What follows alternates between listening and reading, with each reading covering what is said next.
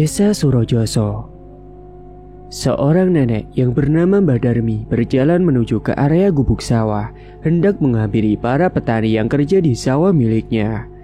Sambil berjalan membawa sebuah plastik hitam yang berisi gorengan dan jajanan yang akan diberikan kepada para burunya. Mbak Darmi ini mempunyai ladang sawah yang lumayan luas di desa itu, dan dia juga merupakan salah satu orang terkaya yang ada di desa Surojoso. Meskipun dirinya kaya, namun dia dikenal ramah dan juga baik hati banget pada semua pekerja buruhnya. Dan salah satu kebiasaan yang disukai pada Mbak Darmi, yakni seringkali menjelang waktu siang, Mbak Darmi selalu membelikan makanan ataupun jajanan untuk para buruhnya. Dia pun juga lebih memilih mengantarkan itu sendiri ke sawah daripada menyuruh orang. Dan siang itu, di gubuk sawah dengan angin yang sejuk, Mbak Darmi bahkan ngumpul bareng dengan para petani yang sedang istirahat. Mbak Darmi pun bertanya bagaimana kondisi bibit padi yang ditanam kali ini. Mereka menjawab kondisinya baik-baik saja. Gimana kondisi bibit padinya? Alhamdulillah semuanya baik-baik saja, Mbah. Mbak Darmi juga mengabarkan pada para burunya bahwa nanti minggu depan cucunya akan datang ke desa ini. Dan saya juga mau bilang, nanti minggu depan cucu saya yang dari kota katanya mau datang ke sini. Wah, rame dong, Mbak, berarti nanti di rumah. Iya, saya jadi ada temannya. Nanti cucu saya katanya juga mau ikutan cara nanam padi dan juga merawat padi. Dan saya minta tolong pada bapak-bapak dan ibu-ibu, tolong nanti bantu jelasin pada cucu saya ya. Iya, Mbah, baik. Dengan senang hati. Dengan senang hati, para buruh mengiyakan permintaan Mbak Darmi. Toh mereka juga akan senang menerima kedatangan keluarganya Mbak Darmi yang dari jauh. Usai rehat selesai, kemudian para pekerja kembali bekerja, sedangkan Mbak Darmi ini izin untuk pulang lebih dulu ke rumah karena untuk istirahat. Jarak rumahnya ke sawah memang tidak terlalu jauh. Dia sengaja membangun rumah dekat dengan ladang sawahnya agar suasananya segar dan enak dipandang mata. Namun saat dalam perjalanan pulang, Mbak Darmi yang berjalan kaki berpapasan dengan seseorang bapak-bapak yang lebih muda darinya. Mbak Darmi pun mencoba untuk menyapanya, namun bapak-bapak itu yang bernama Pak Dasim, acuh dan sombong tidak menanggapi sapaan dari Mbak Darmi. Pak Dasim, mau kemana Pak? Tanya Mbak Darmi. Pak Dasim hanya berlalu begitu saja, dan Mbak Darmi pun tidak mempermasalahkan hal itu. Dia sudah terbiasa akan kelakuan Pak Dasim, dan dia pun lanjut jalan ke rumah. Pak Dasim ini juga salah satu orang terkaya yang ada di desa Surojoso. Dia sama-sama memiliki lahan sawah sendiri bahkan lebih luas daripada milik Mbak Darmi. Namun Pak Dasim ini tidak seperti Mbak Darmi yang selalu murah hati. Pak Dasim malah seringkali memarahi para pekerjanya, bahkan kelalaian sekecil apapun meskipun itu tidak sengaja. Pak Dasim juga tidak pernah mengasih makan pada para pekerjanya.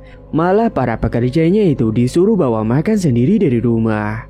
Dan kesannya Pak Dasim ini sungguh pelit banget dan terlalu perhitungan dengan pekerjanya. Bahkan ada beberapa buruh, karena gak betah, dia pun akhirnya memutuskan keluar karena punya bos yang sangat menyebalkan.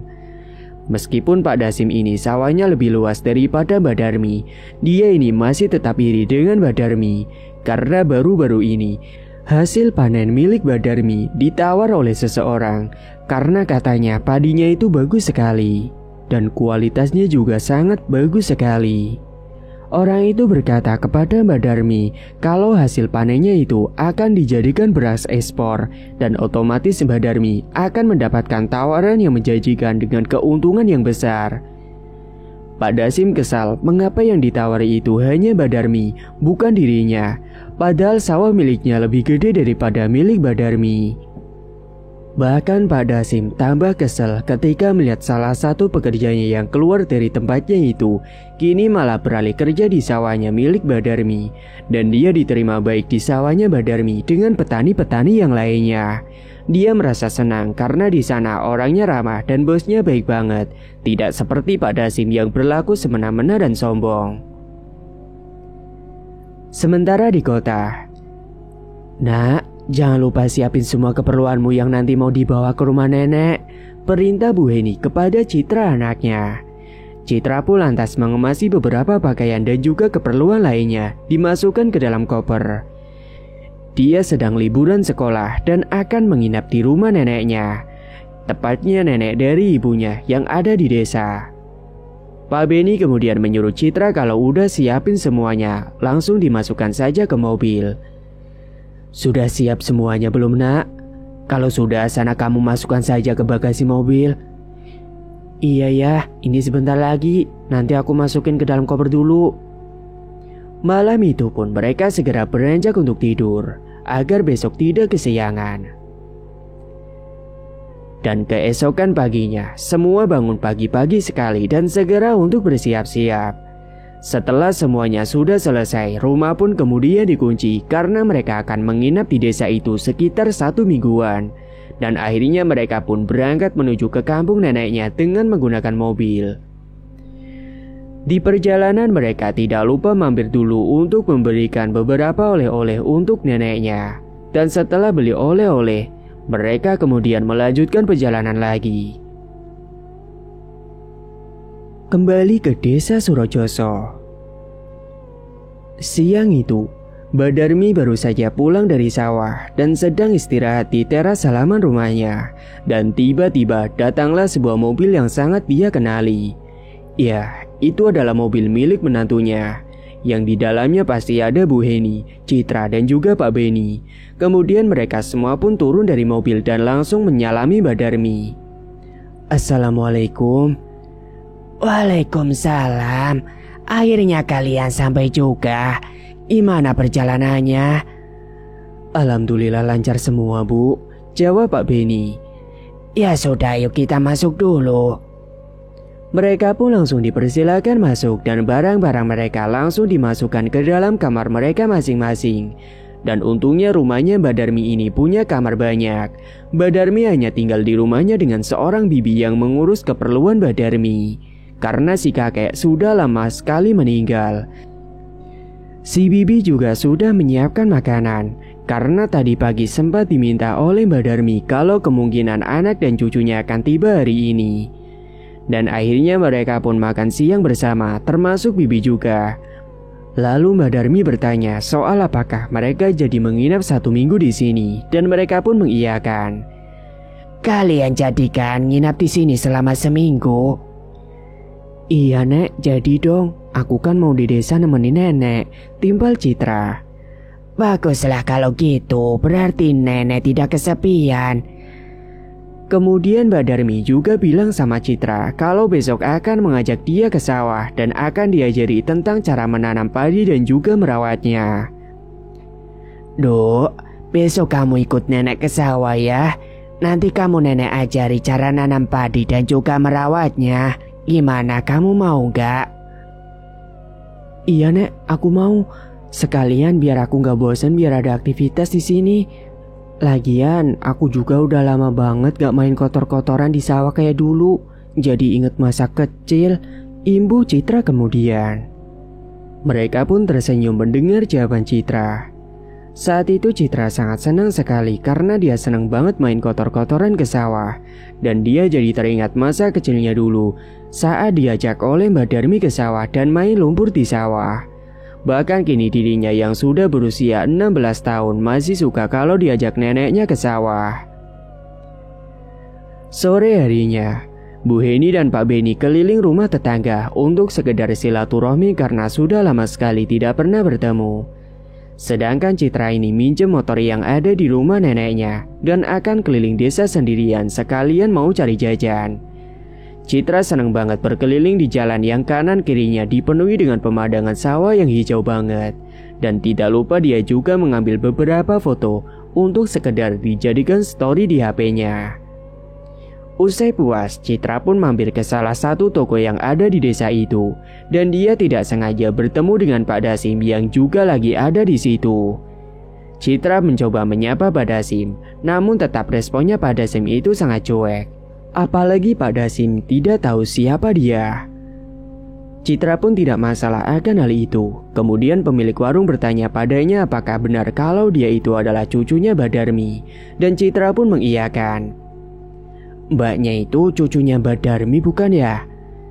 Iya bu, benar saya Citra, cucunya Mbak Darmi. Oh, yang dari kota ya mbak? Sampai sini kapan mbak? Baru tadi siang bu. Walah, Mbak Citra saya pangling loh. Dulu masih kecil, sekarang udah besar banget. Udah gadis cantik lagi. Saya dulu lihatnya pas waktu kecil doang. Pak Dasim yang mendengar itu langsung terkejut dan langsung menatap ke arah Citra.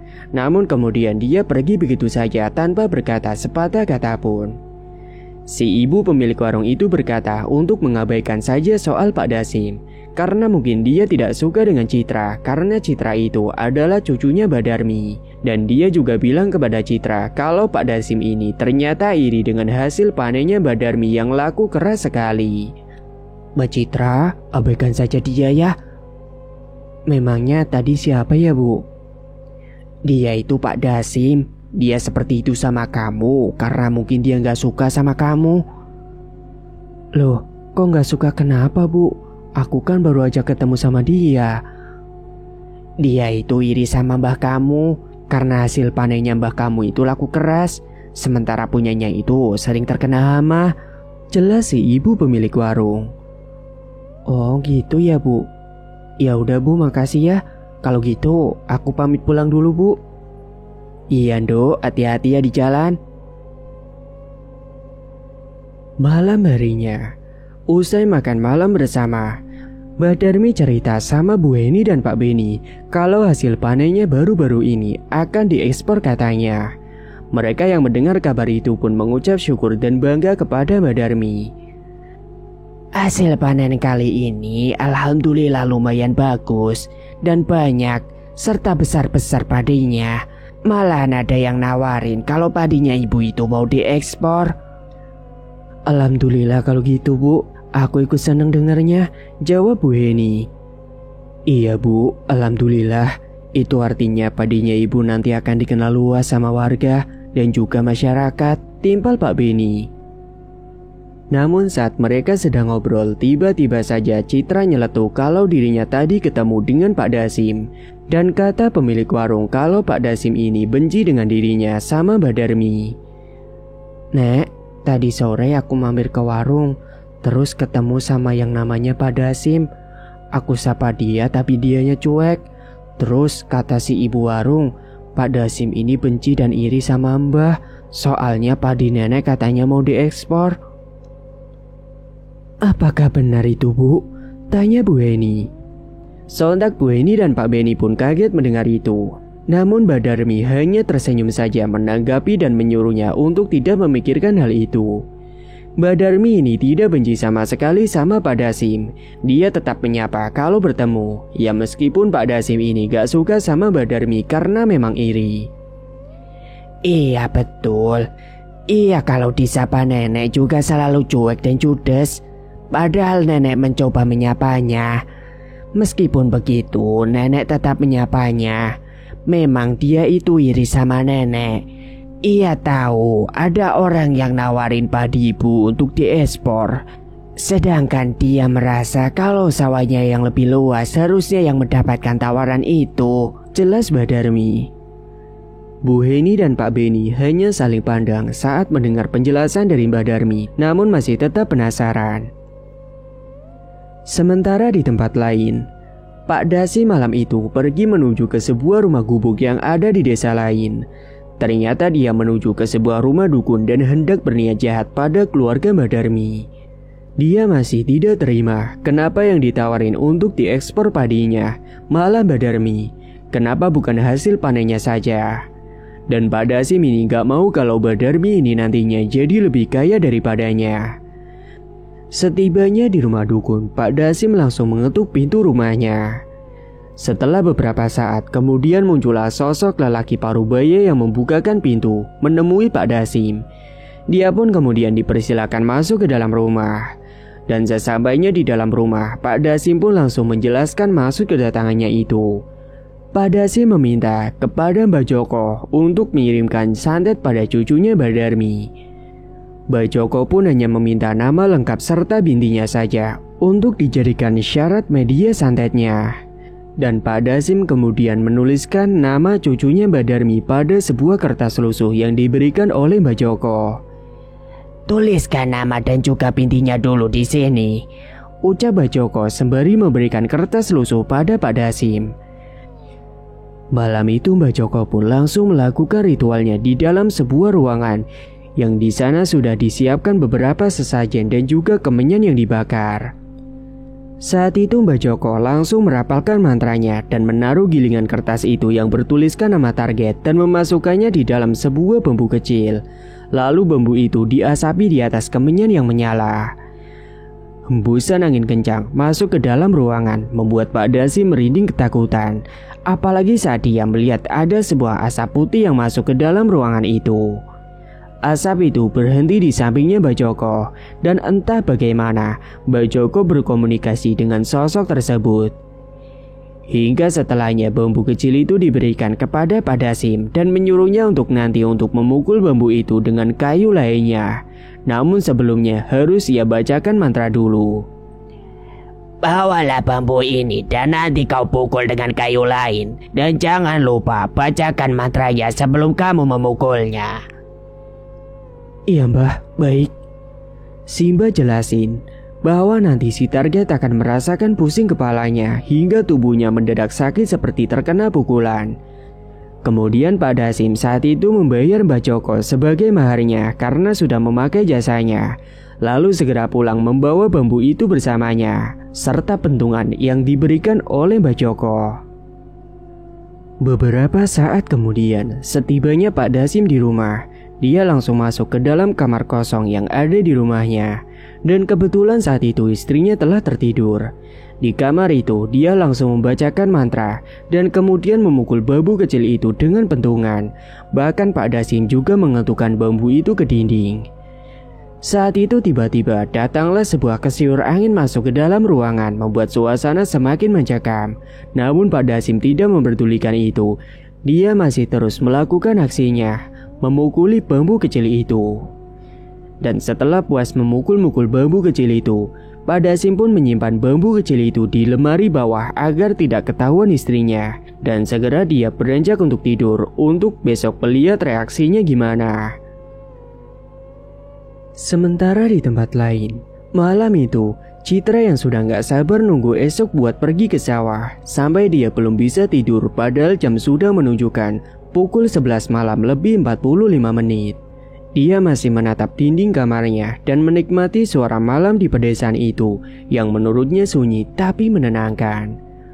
Ketika dirinya hendak memejamkan matanya, tiba-tiba saja Citra mendengar ada suara ketukan. Bahkan anehnya, suara ketukan itu berpindah-pindah. Awalnya berasal dari pintu kamar, lalu kemudian berpindah ke jendela, terus pindah lagi ke atas atap plafon kamarnya. Citra pun merasa ketakutan dan segera bersembunyi di balik selimut. Namun tiba-tiba saja selimut yang dikenakannya itu tertarik ke bawah dengan kencang sekali. Entah karena apa, membuatnya semakin takut gemetaran dan jantungnya berdegup dengan sangat kencang. Dan nampaklah asap tebal namun tidak membentuk apapun. Asap itu seketika langsung masuk melalui lubang hidung Citra. Dan sontak Citra langsung tidak bisa bergerak. Anehnya, tubuh Citra itu tiba-tiba saja langsung merasakan sakit yang teramat bagaikan habis kena pukulan berkali-kali. Tak hanya tubuhnya, dia juga merasakan pusing pada kepalanya yang sangat sakit sekali, seperti dihantam sesuatu. Dia pun menangis dan mencoba untuk memanggil orang rumah. "Ibu, Bapak, Nek, tolong." Untungnya kala itu Mbak Darmi hendak menghampiri Citra karena akan memberikan jajan padanya, karena Mbak Darmi tahu pasti cucunya itu belum tertidur. Namun Mbak Darmi malah terkejut saat mendapati cucunya itu menangis dan tak bisa menggerakkan tubuhnya. "Ya Allah, Dok, kamu kenapa?" tanya Mbak Darmi khawatir. "Kepalaku sakit sekali, Nek. Tubuh aku juga gak bisa digerakkan." Saat itu Mbak Darmi mencoba membuka bajunya Citra dan nampaklah sedikit bekas luka lebam seperti terkena pukulan yang ada di perut dan juga sekitarnya. Sungguh malang sekali nasib Citra yang baru saja sehari tiba di sana malah mengalami hal aneh seperti itu. Bu Heni dan Pak Beni langsung dipanggil dan khawatir saat melihat anaknya menangis dan tidak bisa menggerakkan tubuhnya sama sekali. "Citra kenapa, Bu?" tanya Bu Heni cemas. "Ibu juga nggak tahu. Ibu datang dia sudah kayak gini." Paniklah mereka malam itu hingga tidak bisa tertidur karena menemani Citra yang terus menangis. Namun akhirnya Citra pun tertidur usai capek dan lelah menangis terus-terusan. Keesokan paginya, Mbak Darmi mendatangkan mantri desa ke rumah dan akhirnya Citra pun dicek kondisinya. Setelah dicek, Citra hanya diberikan obat pereda pusing dan pereda nyeri saja. Dan si mantri berkata kalau Citra ini lemas karena kekurangan cairan. Mantri pun meminta nanti untuk Citra diberikan air kelapa muda sebanyak-banyaknya supaya dia tidak kekurangan cairan lagi. Kemudian mantri pun pamit pulang. Dan Citra hari itu ditunggui oleh Bu Heni. Dan rencananya hari itu yang mau ke sawah akhirnya gagal. Beberapa saat kemudian, Bibi Fatma pun datang membawakan bubur buatannya untuk Citra yang sedang sakit. "Ini Bu, bubur buat Mbak Citra." Iya Bi, makasih ya Bi. Nanti biar saya saja yang suapin." "Emangnya Mbak Citra sakit apa ya Bu?" tanya Bibi Fatma. "Kata mantri cuma kecapean aja dan katanya kekurangan cairan." "Oh iya Bi, bisa minta tolong gak? Tolong belikan kelapa muda buat Citra. Soalnya saya nggak tahu di sini yang jualan kelapa muda di mana." "Emangnya buat apa Bu?"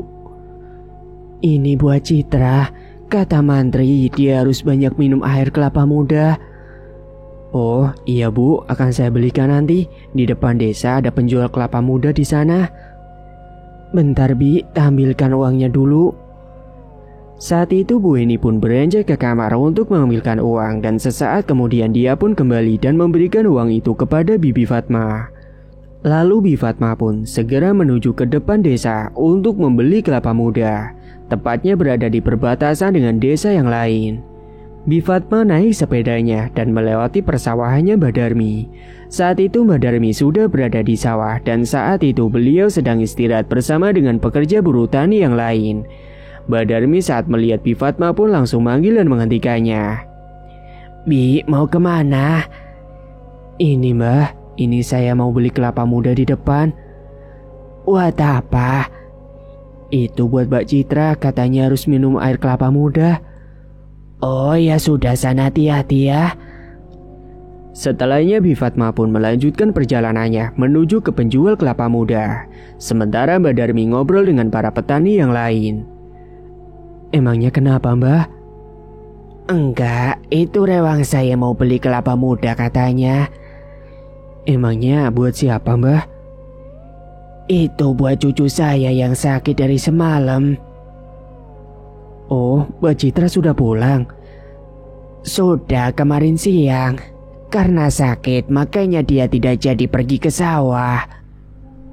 Siang itu, setelahnya Mbak Darmi pun segera pulang ke rumah sekalian mau melihat keadaan cucunya yang sedang sakit. "Gimana keadaannya Citra, Nduk?" "Ini masih utuh, Bu." "Tadi sudah diminum belum air kelapa mudanya?" "Sudah, Bu." "Ya sudah, biarkan dia istirahat saja dulu." Akhirnya saat itu Mbak Darmi dan Bu Heni pun keluar untuk makan siang. Sementara Citra tadi sudah makan. Mereka makan siang bersama seperti biasa. Bibi Fatmi telah menyiapkan semua masakannya serta lauk makan siangnya itu. Setelahnya mereka pun makan siang bersama sembari membicarakan soal sakit yang diderita oleh Citra.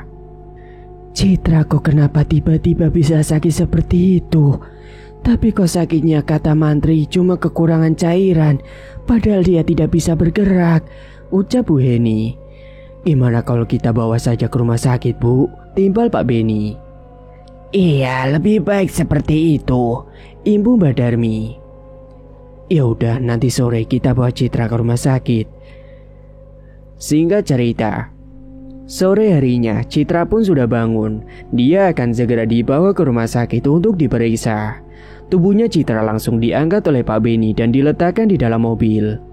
Sore itu Bu Heni, Pak Beni, dan Mbak Darmi yang mengantarkan ke rumah sakit yang ada di kota. Perjalanannya cukup jauh karena jauh dari pedesaan. Dan setibanya di rumah sakit, Citra segera langsung ditangani oleh dokter untuk diperiksa. Ketika pemeriksaan telah usai, dokter mengatakan kalau Citra tidak menderita sakit apapun. Sontak semuanya pun terkejut mendengar pengakuan dokter itu. Padahal Citra sakit, akan tetapi kok tidak teridentifikasi sakitnya. Akhirnya saat itu juga Citra pun dibawa pulang kembali ke rumah dan dibaringkan ke kasurnya kembali. Malam harinya, Citra yang berada di dalam kamar sendirian. Seketika dia melihat ada bayangan yang melintas. Bahkan bayangan itu memutari Citra yang hanya berbaring di atas kasur. Saat itu Citra juga mencium bau yang sangat busuk sekali. Dia hanya bisa terdiam sembari melihat bayangan itu terus memutarinya. Dia merasa merinding dan takut karena sendirian di dalam kamar itu. Tiba-tiba saja terdengar suara ada yang mengetuk pintu jendela kamarnya. Kemudian Citra mendengar ada suara geraman yang sangat berat dan serak. Citra pun semakin ketakutan. Dia mencoba untuk memejamkan kedua matanya, akan tetapi tidak bisa karena suara itu terdengar sangat jelas sekali. Hingga sesaat kemudian suara geraman itu menghilang, akan tetapi digantikan dengan suara wanita yang bernyanyi membuat Citra semakin merinding ketakutan. Saat Citra mencoba untuk membuka kedua matanya, betapa terkejutnya ia ketika melihat tepat di depannya itu ada sosok kuntilanak yang sangat menyeramkan sekali. Wajahnya penuh dengan darah, rambutnya juga acak-acakan. Sontak Citra pun langsung berteriak, dan hal itu membuat kedua orang tua Citra dan juga Mbak Darmi yang mendengar teriakan Citra langsung menghampiri ke kamarnya. "Duh, ada apa, Dok?" tanya Mbak Darmi. "Kamu kenapa, Cit?" tanya Bu Heni. Namun saat itu Citra masih terlihat ketakutan karena dia masih melihat sosok itu tepat berada di depannya. Akan tetapi beberapa saat kemudian setelah ditenangkan ibunya, dia pun mulai tenang dan sosok itu pun sudah pergi menghilang begitu saja. Tapi Citra masih tetap menangis karena takut melihat sosok mengerikan itu. "Kamu kenapa, Dok?" "Aku takut, Bu." "Takut kenapa?" "Aku tadi lihat ada kuntilanak yang mengerikan. Wajahnya serem banget." Sontak mereka pun langsung saling pandang mendengar jawaban dari Citra. Karena mana mungkin di dalam rumahnya itu ada sosok kuntilanak. "Mungkin kamu cuma halusinasi aja, Dok," ucap Bu Heni. "Enggak, Bu. Aku beneran tadi lihat kuntilanak. Kuntilanak itu sangat mengerikan." "Ya nggak mungkin, Dok. Kamu kan lagi sakit. Jadi pasti pandangan kamu lagi halusinasi. Sudah ya, kamu tidur aja dulu istirahat." "Tapi temenin aku ya, Bu." "Iya, Ibu akan tidur di sini kok." Akhirnya malam itu Citra pun ditemani oleh Bu Heni karena masih ketakutan. Dan tengah malam Citra pun akhirnya tertidur. Namun dalam tidurnya itu dia bermimpi buruk. Citra bermimpi berada di sebuah kuburan yang sangat gelap dan sepi sekali. Saat itu dia berada di dalam kuburan dengan hawa yang sangat mengerikan. Hembusan angin pun sangat kencang di situ, membuat tawa dingin menusuk ke dalam tulang. Citra ketakutan karena dia di sana hanya sendirian. Dan tiba-tiba saja dia dikejutkan dengan sosok pocong yang berdiri tepat di hadapannya dan sosok itu menatap tajam ke arahnya. Sosok itu wajahnya hancur, warnanya hitam semua, pakaian putih lusuh penuh dengan tanah. Tubuh Citra langsung gemetaran dan jantungnya berdegup sangat kencang sekali. Citra pun berteriak, hingga akhirnya Citra pun ketakutan. Dia mencoba untuk berlari terbirit-birit di kegelapan malam itu. Dia yang tidak fokus dengan jalan di hadapannya dan tidak melihat ada gundukan makam di depannya. Akhirnya dia pun tersandung dan jatuh tersungkur. Citra pun merintih kesakitan. Dan saat itu Citra melihat ke arah batu nisan dan betapa terkejutnya ia ketika melihat tulisan di nisan itu. Ternyata bertuliskan namanya sendiri, binti bapaknya. Sontak dia langsung terkejut melihat itu dan langsung teriak kencang sekali. Dan tak terasa dia pun terlonjak dari tidurnya itu dengan suara teriakan yang kencang sekali. Bu Heni yang ada di sampingnya mendengar teriakan Citra langsung terbangun. "Kamu kenapa lagi, Cit?" tanya Bu Heni yang masih mengantuk. Saat itu Citra mencoba untuk mengatur napasnya lebih dulu. "Kamu mimpi buruk ya?" Citra pun hanya menjawab dengan menganggukkan kepalanya perlahan. Bu Heni pun bangkit menuju ke dapur untuk mengambilkan air putih supaya Citra lebih tenang. Ketika Citra yang ditinggal sendirian di dalam kamar, tiba-tiba saja dia dikejutkan dengan kemunculan asap tebal yang muncul di hadapannya itu. Dan tiba-tiba asap tebal itu berubah menjadi sosok pocong yang ada di dalam mimpinya barusan. Sontak tubuh Citra pun langsung terbujur kaku melihat sosok itu, dan dia pun berteriak sekencang-kencangnya. Segera Bu Heni yang mendengar teriakannya itu langsung berlari ke kamar. Saat itu Citra langsung diberikan air minum oleh Bu Heni, namun dia masih terlihat ketakutan. Bu Heni pun mencoba untuk menenangkan Citra. Sampai akhirnya sekitar jam 4 pagi Citra baru bisa tertidur karena semalam dia menangis terus-terusan.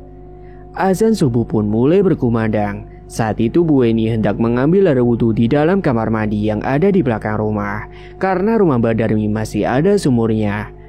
Bu Heni bernostalgia waktu kecil, makanya ambil wudhunya di belakang rumah itu.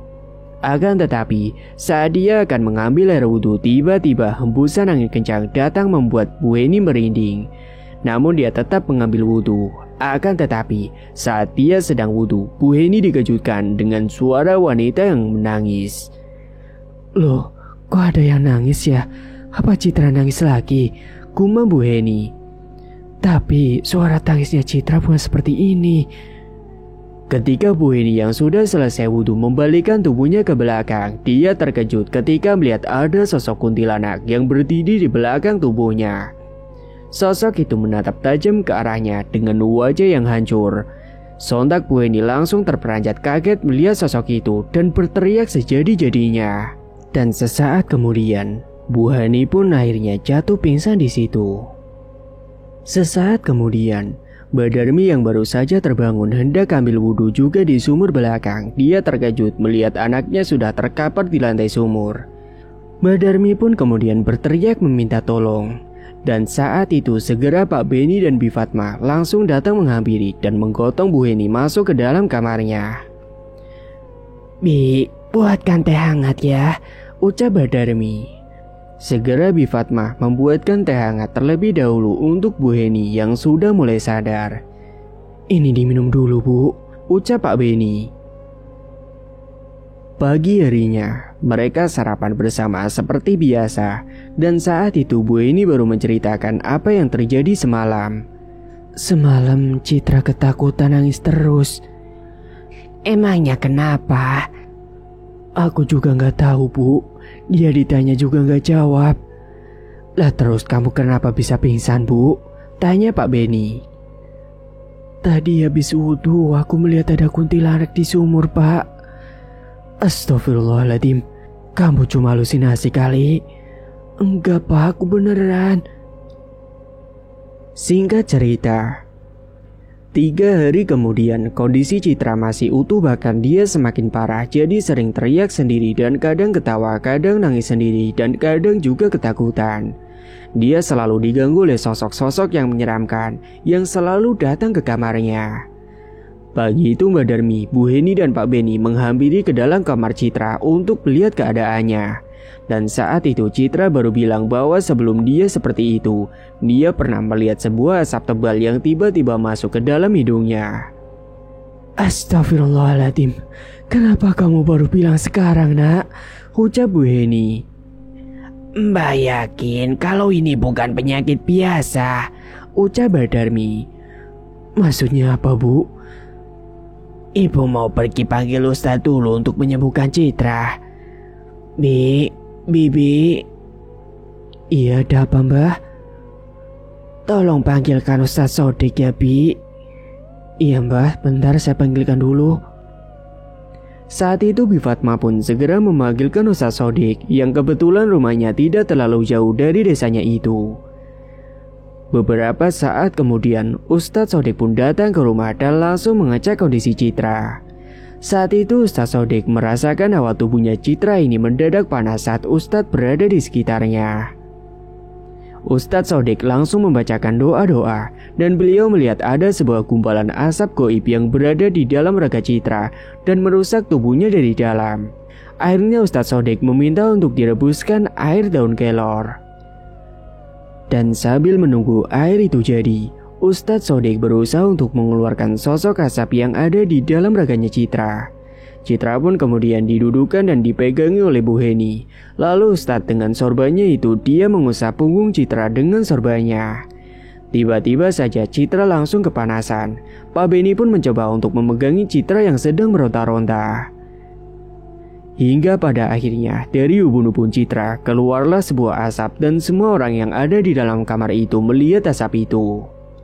Bersamaan dengan itu, Ustadz Sodik segera membaca doa lagi dan menyabet asap itu dengan sorban yang dipegangnya. Dan mendadak asap itu hilang pergi entah kemana.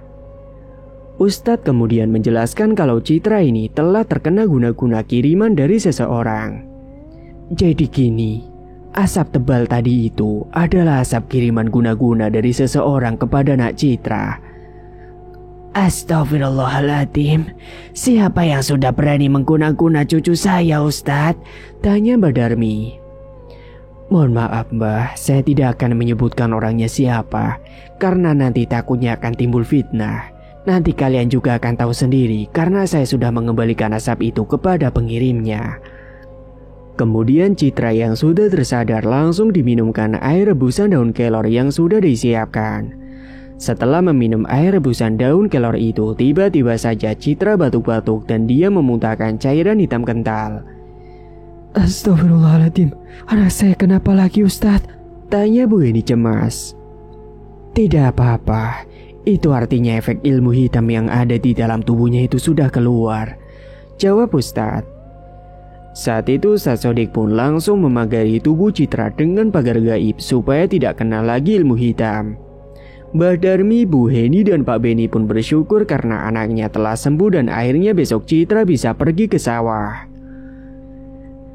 Singkat cerita, saat malam hari di tempatnya Pak Dasim, ketika dirinya hendak melakukan aksinya lagi dengan bambu itu, tapi kejadian janggal malah menimpanya. Mendadak bambu itu meledak keras sekali dan Pak Dasim terpental. Pak Dasim mendadak jadi sakit dan sakitnya itu sama seperti yang diderita oleh Citra. Dan usai berhari-hari gak sembuh-sembuh, akhirnya Pak Dasim pun jujur pada istrinya tentang apa yang sudah diperbuatnya selama ini kepada keluarganya Mbak Darmi. Dan meminta untuk istrinya memanggilkan Mbak Darmi sekeluarga karena dia hendak mau minta maaf. Bu, Bapak mau jujur, sebenarnya Bapak sudah melakukan hal yang sangat kejam kepada keluarga Mbak Darmi. Astagfirullahaladzim, maksudnya apa Pak? Bapak sudah mengguna-guna keluarga mereka dan mungkin ini adalah akibat Bapak jadi seperti ini, Bu. Ya Allah, Bapak, kenapa Bapak melakukan itu, Pak? Maafin Bapak, Bu, karena Bapak iri sama Mbak Darmi soal berasnya yang mau diekspor itu. Sekarang Bapak mohon sama Ibu tolong panggilkan Mbak Darmi sekeluarga ya, Bu. Bapak mau minta maaf sama mereka. Baik, Pak. Mbah Darmi yang baru pulang dari sawah, dia tadi sempat dengar cerita dari para petani kalau Pak Dasim ini mendadak lumpuh dan gak bisa bergerak, hampir sama seperti apa yang dialami oleh cucunya. Dan Mbah Darmi pun curiga kalau itu memang ulahnya, karena Mbah Darmi tahu orang yang iri dengannya itu dan selalu jutek itu adalah Pak Dasim. Selang beberapa saat, datanglah Bu Dasim ke tempatnya Mbak Darmi dan beliau menyampaikan maksudnya itu dan ternyata kecurigaan Mbak Darmi itu benar.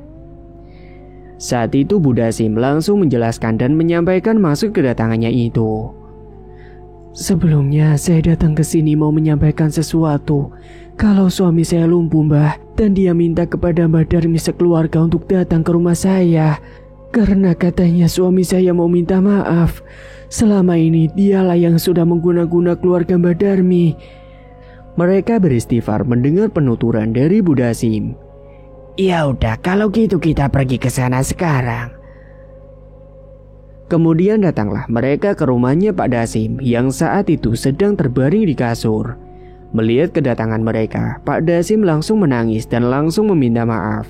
Dia pun berjanji tidak akan melakukan itu lagi.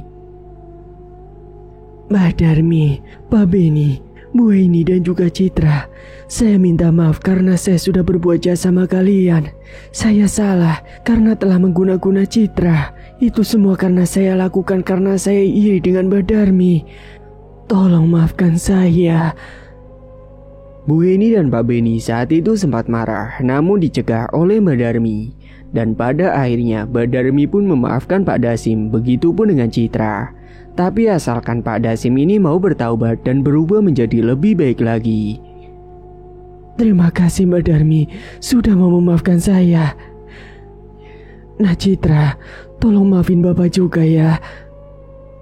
Iya, aku udah maafin Bapak kok.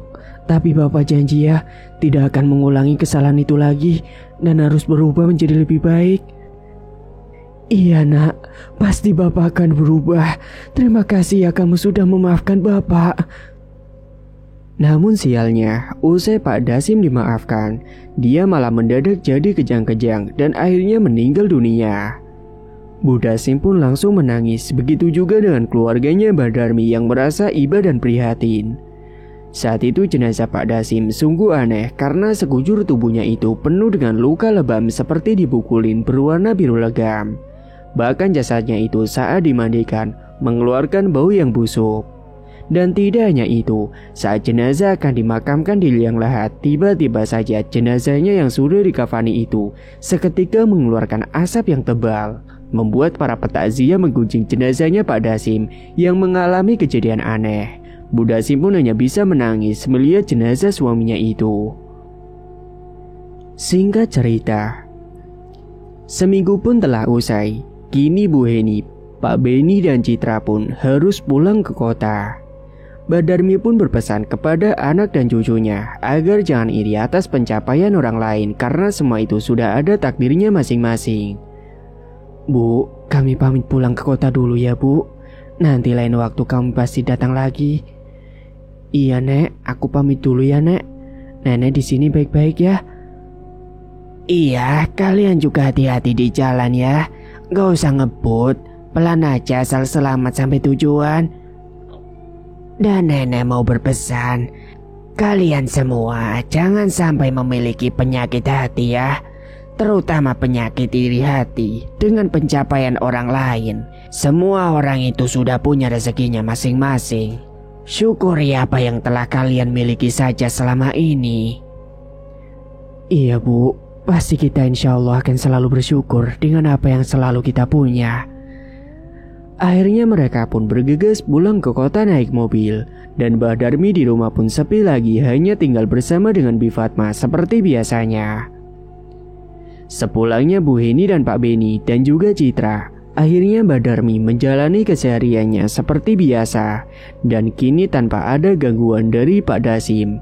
Bahkan kini lahan Pak Dasim dibeli oleh Mbah Darmi dan semua pekerjanya kini ikut dengan Mbah Darmi.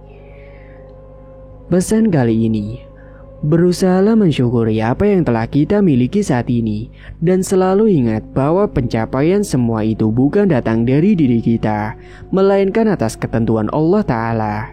Kita sebagai manusia berusaha berdoa dan terus berikhtiar karena rezeki manusia sudah ada takarannya masing-masing. Jadi jangan iri dengan pencapaian orang lain, cukup dijadikan motivasi saja. Tamat. Cerita pun selesai. Terima kasih bagi Mas E dan Mbak E yang sudah setia menyimak cerita ini sampai akhir. Dan bagi yang belum menekan tombol subscribe, silakan klik tombol subscribe sekarang juga. Dan semoga kalian semua dimanapun berada selalu sehat-sehat semua dan dimudahkan segala urusannya. Dan sampai jumpa lagi di cerita terbaru yang akan Mang Ripan bawakan nantinya.